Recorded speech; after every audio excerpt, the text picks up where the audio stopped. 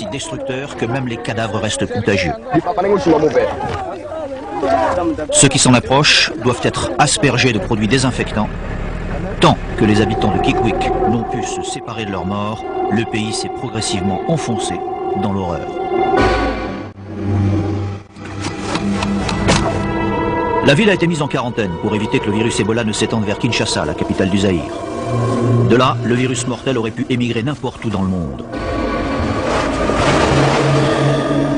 Les premiers signes sont apparus chez quelques patients dans cet hôpital de fortune. Ils se plaignaient de migraines, de fièvre, de nausées, les symptômes courants des maladies tropicales.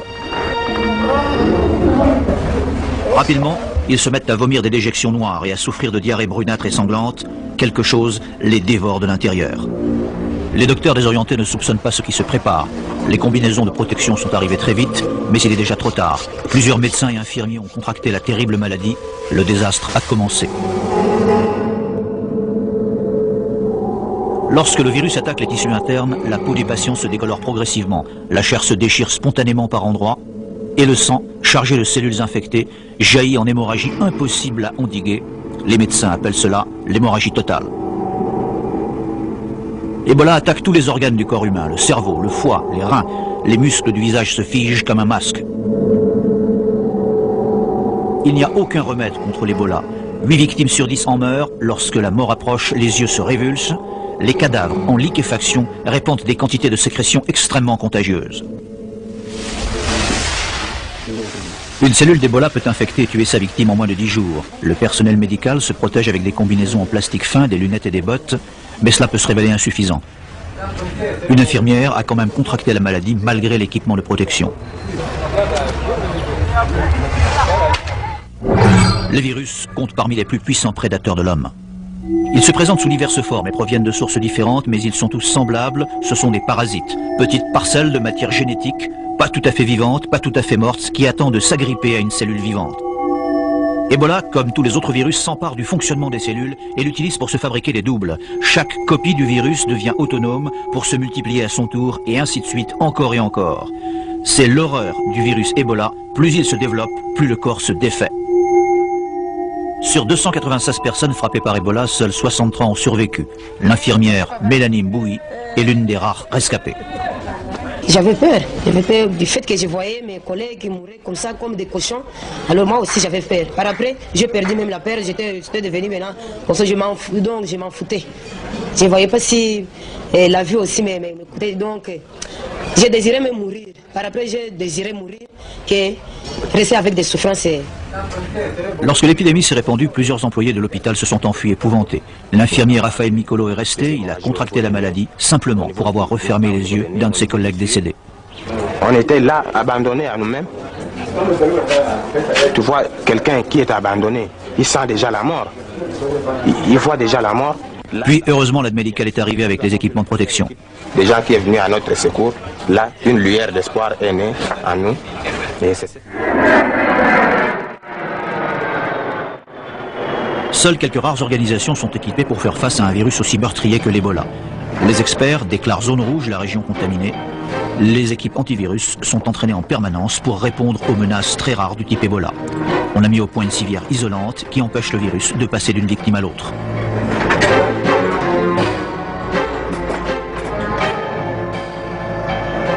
Les responsables de l'Institut de recherche médicale sur les maladies infectieuses de l'armée américaine sont les experts des zones rouges. Leurs groupes d'intervention investissent les régions infectées. Ils sont équipés de combinaisons spatiales antivirales avec une réserve personnelle d'air filtré. L'équipe de l'armée américaine avait tout pour faire face aux appels au secours de Kikwit. Elle avait déjà affronté l'Ebola lors de 2 alertes en 1976 en Afrique, mais récemment, c'est aux États-Unis même que le virus avait été repéré.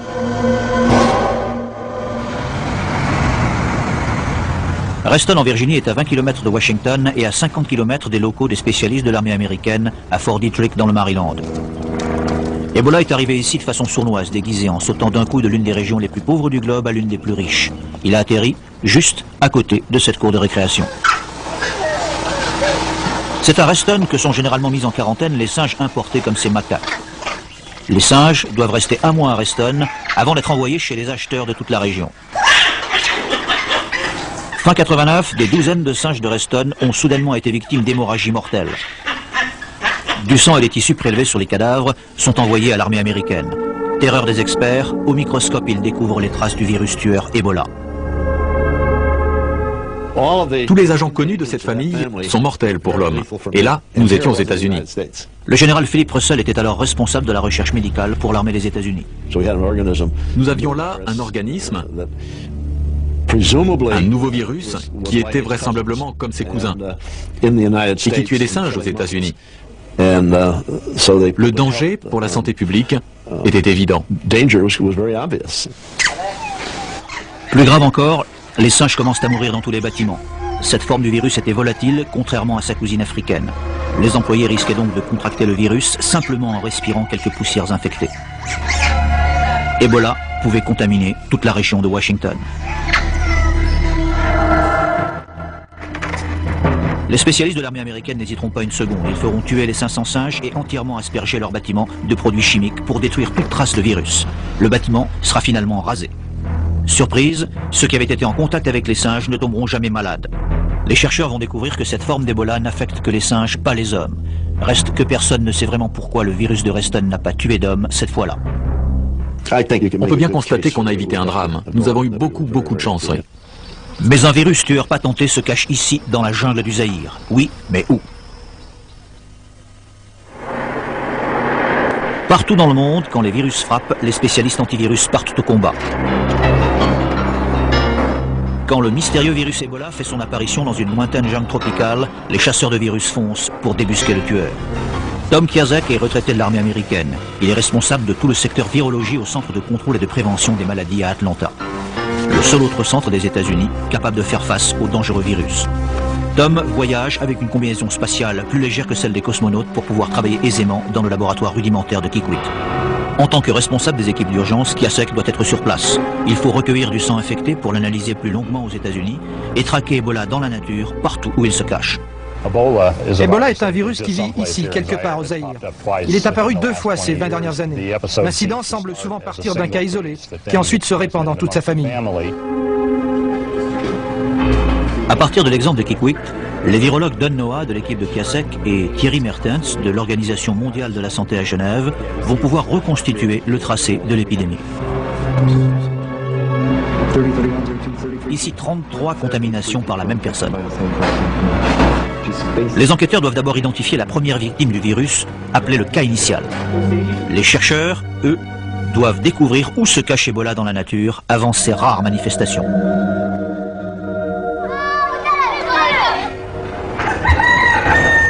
La piste conduit à la maison de Gaspard Minga, un pauvre charbonnier qui est arrivé à l'hôpital en se vidant de son sang en janvier dernier. Son père, Papa Minga, et les survivants de la famille essaient de reconstruire leur vie gâchée par le désastreux passage d'Ebola. Voici des photos de Gaspard, debout à droite sur ce cliché.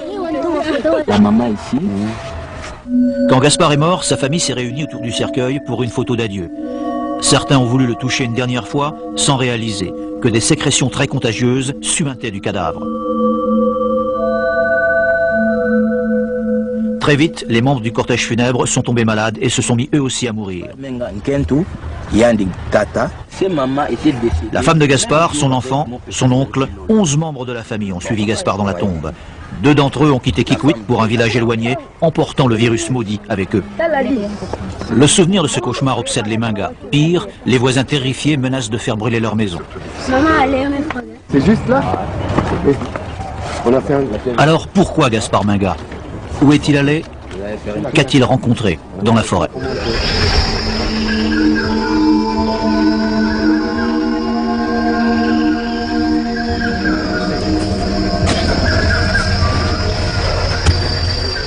Comme tant d'autres charbonniers, il devait se lever tôt tous les matins pour aller dans la forêt, creuser son foyer sur une partie défrichée et fabriquer à même la terre un four à charbon. C'est ici, quelque part, que le virus Ebola l'a frappé. Comme tous les virus, Ebola possède un habitat naturel. Les chercheurs pensent qu'il parasite un animal sans le rendre malade. C'est seulement lorsque le virus quitte son hôte qu'il devient dangereux. Question, quel animal héberge Ebola? Un insecte peut-être qui aurait sucé le sang de Minga pendant qu'il travaillait, un rongeur qui l'aurait mordu, ou un gibier que Gaspard aurait tué et mangé. Ça peut être n'importe où, n'importe quoi. Nous ne savons pas. Nous ne savons pas. La chasse à l'animal porteur qui pourrait héberger Ebola se concentre sur la forêt proche du trou à charbon de Gaspard. Les insectes sont les principaux suspects. Voici le capitaine Russ Coleman de l'armée américaine et le docteur Paul Reiter, entomologiste britannique, qui dirige les recherches. Reiter a inventé toute une panoplie d'instruments pour attraper les moustiques et autres insectes suceurs. Les insectes sont attirés dans ces pièges par des blocs de glace. En fondant, la glace dégage du gaz carbonique, exactement comme le fait l'homme. C'est ce qui attire les moustiques. Les équipes relèvent les pièges tous les matins dans une douzaine d'endroits différents. Les pièges sont suspendus à différentes hauteurs pour capturer aussi les insectes qui volent en altitude. Il nous faut de toute façon trouver un moyen de placer nos pièges plus haut. Vous avez une idée? Peut-être en grimpant aux arbres? En fait, on leur a demandé de nous amener des équipements pour grimper. S'ils ont des ceintures et des crampons, je n'hésiterai pas à essayer. Tant que c'est toi, c'est bon. Ce n'est pas la première expérience de ce genre. Des techniques semblables ont été utilisées lors des épidémies précédentes. Hélas, les équipes sont revenues bredouilles à chaque fois. C'est réellement une énigme. Nous n'avons aucune idée de l'origine de l'infection. Nous pensons que le virus se cache quelque part par ici. Il se planque. Une seconde équipe spécialisée dans les mammifères travaille aussi dans la forêt. Certains des animaux capturés font partie d'espèces inconnues. L'un de ces spécimens est peut-être le porteur du virus Ebola. On les mesure, on les pèse, on établit des fiches médicales pour chacun et on récolte des échantillons sanguins et des cellules pour examen en laboratoire. L'équipe n'a pas trouvé de singes, mais les singes comme les humains peuvent être victimes de l'Ebola. Ils ne sont sûrement pas les hôtes du virus. Les entomologistes aussi classent leurs récoltes selon les différentes espèces. L'un des principaux suspects est un moustique déjà connu pour transmettre la fièvre jaune. Cette maladie virulente présente de nombreux symptômes semblables à ceux de l'Ebola. Paul Reiter visite les lieux de sa dernière récolte, la maison des Mingas. Avec son aspirateur portable, il aspire les moustiques jusqu'au fond de leur cachette. Reste qu'il est peu probable que Gaspard Minga ait été contaminé chez lui.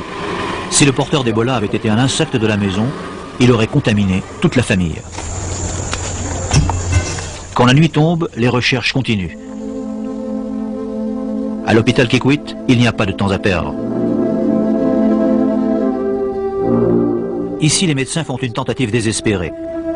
Prélever du sang sur les rescapés et le transfuser sur des patients qui présentent les symptômes de l'Ebola.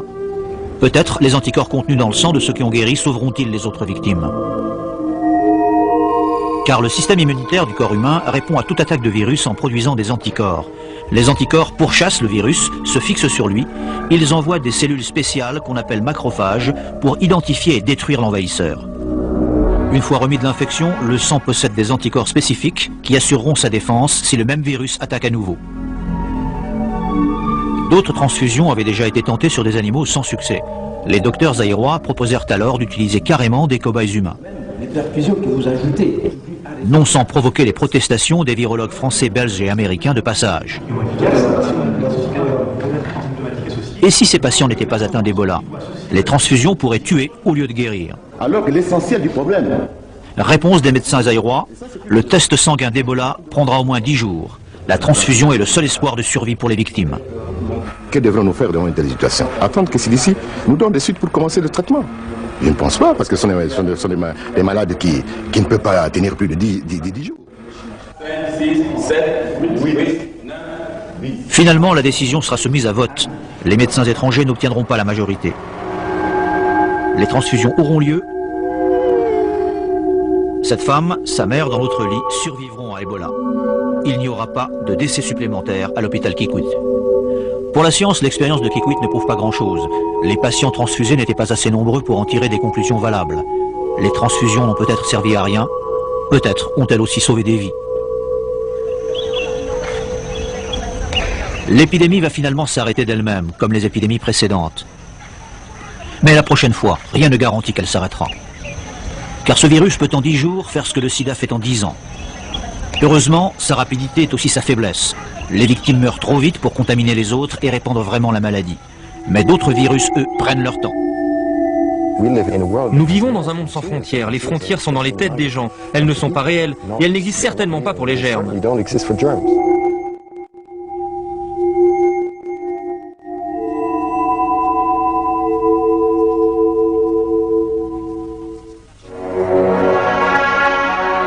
Les virus, leur menace est présente partout dans le monde, partout.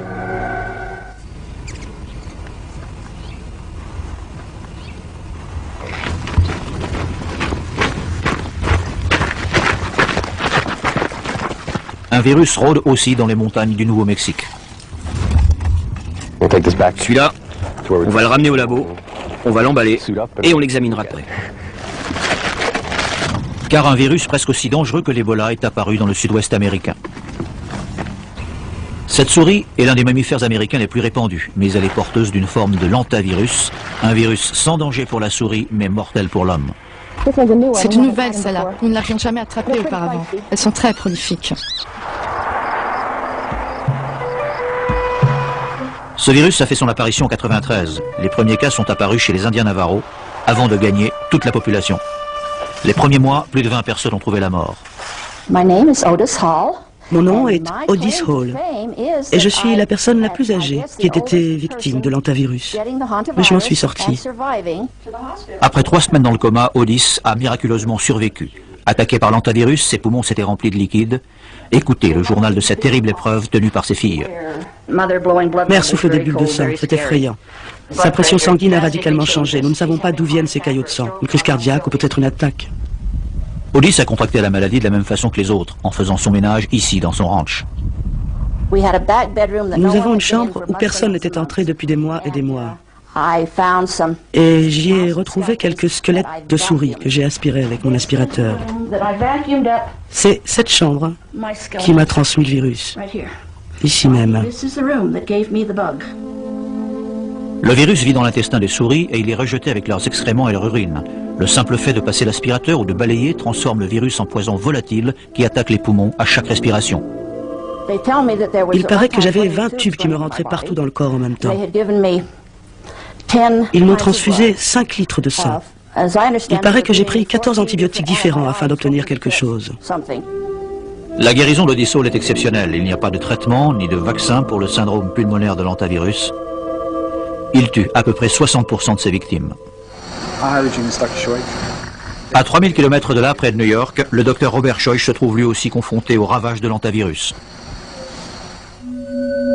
Voici Verrod Thompson, jardinier examiné au SAMU de Southampton.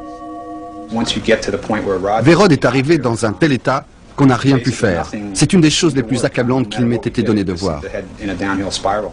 Les poumons de Verrod étaient engorgés de liquide. C'était abominable. On ne pouvait pas venir à bout des sécrétions liquides, on avait beau aspirer à toute vitesse, ça n'en finissait jamais. Il y avait toujours un problème. On n'a rien pu faire. On n'a jamais vu mourir des jeunes de 24 ans comme ça. Je veux dire qu'il paraissait physiquement capable d'affronter à peu près n'importe quoi. C'était quelque chose de tellement accablant que le syndrome de l'hantavirus m'est immédiatement venu à l'esprit. C'était la seule chose que je connaisse capable de faire ça à quelqu'un de si jeune et en bonne santé. Verrod Thompson est mort en quelques heures. Il était fiancé. Sa fiancée attendait un garçon. La nuit où l'on a enterré Rod, j'ai vu une souris qui se baladait sur les compteurs. J'ai débarrassé toute la nourriture. Et j'ai dit à mon ami, j'espère que Rod n'est pas mort à cause de celle-là. Vrai, les souris porteuses du virus sont partout dans le pays. 93 grammes. Un risque mortel pour la santé publique qui fait l'objet d'analyses d'urgence. Les scientifiques du Muséum d'histoire naturelle du Sud-Ouest récoltent du sang et d'autres échantillons pour les faire analyser à Atlanta. Ils pourraient servir à prévenir une prochaine attaque du virus. Impossible bien sûr de détruire toute la population de souris des États-Unis. Autant dire que tant que l'on n'a pas découvert un traitement ou un vaccin, le seul remède reste la prévention. Les rongeurs morts et leurs déjections doivent être éliminés avec précaution, sans déplacer de poussière fécale, ainsi toute contamination pourra être rapidement évitée. Des équipes de nettoyage comme celle-ci sont en action dans les communes rurales à travers tous les États-Unis, mais il est peut-être déjà trop tard. Le virus est déjà apparu dans 23 États et a pénétré le cœur des grandes villes du pays.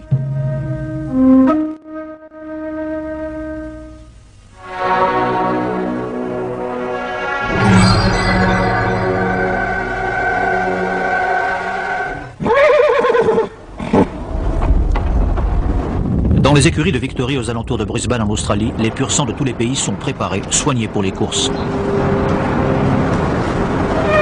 Personne n'aurait pu prévoir qu'un virus meurtrier allait s'abattre sur cette paisible bourgade. En septembre 1994, le tueur est entré dans cette écurie. Je n'avais jamais vu un truc comme ça, c'était vraiment terrifiant, terrifiant. En examinant les chevaux, le vétérinaire Peter Reid a découvert quelque chose qu'il n'oubliera jamais. Les chevaux écumés par la bouche, leurs poumons se remplissaient de sang et de liquide. Je n'avais jamais vu un tel nombre de chevaux contaminés. Le fait qu'ils soient tous tombés malades en même temps et certains des symptômes qu'ils développaient, je n'avais jamais vu ça, non. Jamais à un tel niveau. La mystérieuse maladie a agi très rapidement et de façon radicale. En quelques jours, 14 chevaux sont morts. Le propriétaire des écuries, Vic Rail, présenta peu de temps après les mêmes symptômes que les chevaux. Il mourut en moins d'une semaine. Un de ses employés, Ray Unwin, fut également contaminé. Restait à trouver d'urgence le responsable. C'est le docteur Alex Hyatt qui fut le premier à identifier le virus au microscope électronique. C'est une sensation qu'on éprouve très rarement. Je veux dire une fois, deux fois peut-être dans votre carrière. Parce qu'à ce moment-là, toutes vos fibres nerveuses, tout votre être, c'est que vous êtes en face de quelque chose de différent, de nouveau, excitant et qui va bouleverser le monde scientifique. Le virus que le docteur Hyatt découvre appartient à la même famille que la rougeole. Mais ces nouvelles manifestations sont terriblement différentes. Il a subi une mutation. En se fabriquant ses propres copies, le virus peut se transformer, il mute, et parfois cette mutation lui donne la possibilité de contaminer et de tuer d'autres animaux. Et c'est ce qui s'est passé en Australie.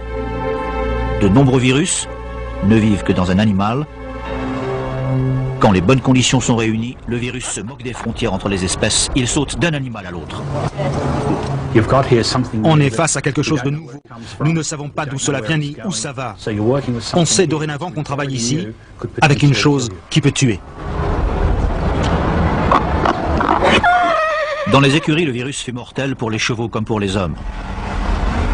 À l'annonce de la mort de Vic Rail, la peur d'une grave épidémie saisit la communauté. Les écuries se trouvaient à moins de 3 km d'un aéroport international et juste à 1 km d'une autoroute. Les autopsies ont été pratiquées devant la propriété. Il y eut tellement de sang et de tissus charcutés que l'on en trouvait jusque sur le trottoir et la chaussée. On a dû se débarrasser des carcasses, mais le sol était très contaminé. En ville, on se faisait beaucoup de soucis. Les responsables de la santé publique, craignant que le virus se propage par le sang et les sécrétions, décrètent rapidement la quarantaine pour toutes les écuries du coin et ferment le champ de course. Mais ils ne savent toujours pas exactement comment le virus se transmet. Pour le moment, le virus est reparti dans son antre. Il n'y a pas eu d'autre alerte. Les courses sont reparties de plus belle à Brisbane, mais personne n'est prêt à parier que le virus tueur ne reviendra pas.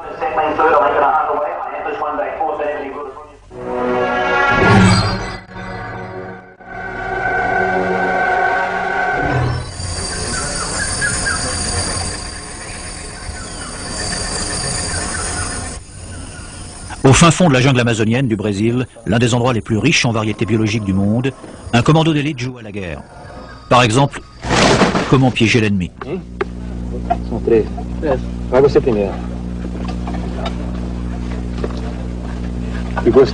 Une partie importante de l'entraînement de survie consiste à savoir se nourrir de tout ce que l'on peut trouver dans la jungle. Ainsi, ces hommes chassent et tuent tout ce qui croise leur chemin. En mai 95, pendant qu'Ebola provoquait des ravages sur un autre continent, ces hommes font une intrusion involontaire dans le repère secret d'un autre virus inconnu, un prédateur puissant que les fusils ne peuvent atteindre. Les chasseurs sont devenus les chassés. Les hommes tombent malades l'un après l'autre. Certains commencent à cracher le sang. La réalité va l'emporter sur la simulation. Les malades seront conduits d'urgence dans un hôpital de Manaus. Le premier que nous avons examiné est mort avec de graves hémorragies aux poumons. Quand mon collègue est mort, j'ai eu très peur. Et j'ai pensé que j'allais mourir moi aussi. Cet officier a été mis en quarantaine à l'hôpital de Sao Paulo, l'une des villes les plus peuplées du monde. J'ai pensé à tout. J'ai même pensé à Ebola.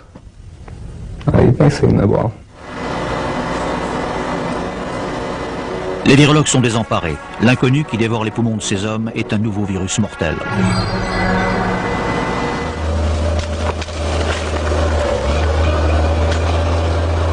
Et la menace se propage. Dans cette ville frontière, de pauvres immigrants ont défriché quelques lopins de terres agricoles dans la jungle. Leur besoin de cultiver est plus fort que leur peur du virus. Les écologistes affirment que l'émergence de ce virus tueur est une conséquence naturelle de la destruction des tropiques par l'homme. La revanche de la forêt contre l'envahisseur humain en quelque sorte. Non, disent les scientifiques, la forêt n'a pas de telles intentions. La nature opère par sélection naturelle, comme la survie des plus adaptés dans la jungle. Quand quelqu'un se mesure à un virus, c'est le virus qui l'emporte.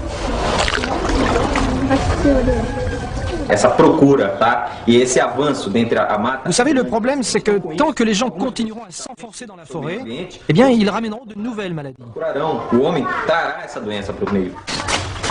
Et ceux qui ont besoin d'avancer dans la forêt pour vivre n'ont pas d'autre choix que d'affronter le virus. Qui n'a pas peur? Tout le monde a peur. Mais on doit travailler dans la forêt. C'est vrai, tous ceux qui s'aventurent profondément dans la forêt courent un risque. Ici, les nouvelles de l'apparition du virus inquiètent ces touristes. Qu'adviendrait-il si le tueur les suivait jusque chez eux? Ils sont effrayés et ils ne savent pas comment se protéger. Mais, en dépit du danger, l'expédition continue sa route.